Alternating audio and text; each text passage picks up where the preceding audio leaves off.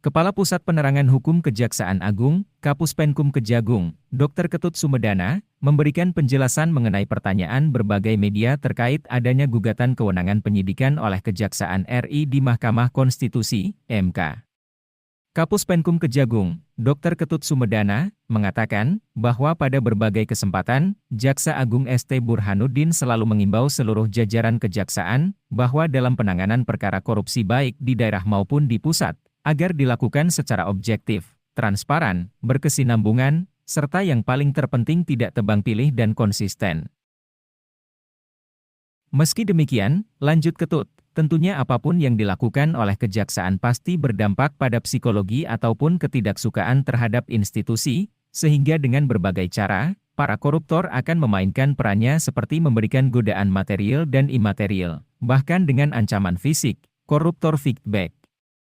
Tak hanya itu, cara lain yang sedang gencar dilakukan oleh para koruptor adalah menggugat kewenangan aparat penegak hukum, seperti uji material Undang-Undang Kejaksaan terkait kewenangan penyidikan termasuk kewenangan lain yang sangat substansial dari segi penegakan hukum, kata Ketut, Minggu, 14 Mei 2023. Menurut Ketut, gugatan atas kewenangan penyidikan kejaksaan sudah berulang kali dilakukan, salah satunya pasca disahkannya Undang-Undang RI Nomor 11 Tahun 2021 tentang perubahan atas Undang-Undang Nomor 16 Tahun 2004 tentang Kejaksaan Republik Indonesia.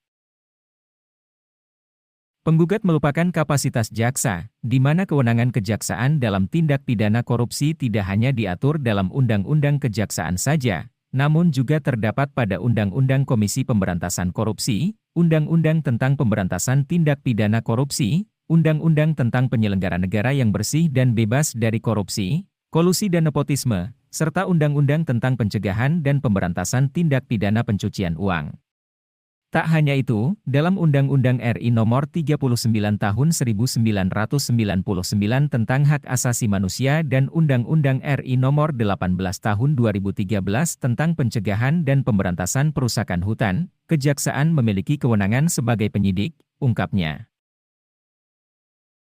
Kejaksaan, lanjut Ketut, telah memiliki sejarah panjang dalam penyidikan perkara mega korupsi. Salah satunya pernah menjadi koordinator penyidik Tim Pemberantasan Tindak Pidana Korupsi, Timtas Tipikor, pada 1998 silam.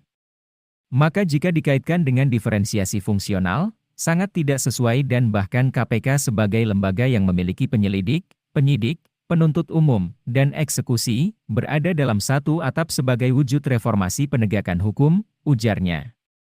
Selanjutnya, ketika gugatan tersebut berbicara mengenai diferensiasi fungsional, maka sebagaimana diatur dalam KUHP, yaitu pemisahan kewenangan di masing-masing lembaga seperti penyidikan, penuntutan, dan pemeriksaan di pengadilan, hal ini menjadi persoalan obscur legal alias mengaburkan fungsi sebenarnya sebagai penegak hukum modern yang memiliki fungsi koordinasi, sinergitas, dan kolaboratif.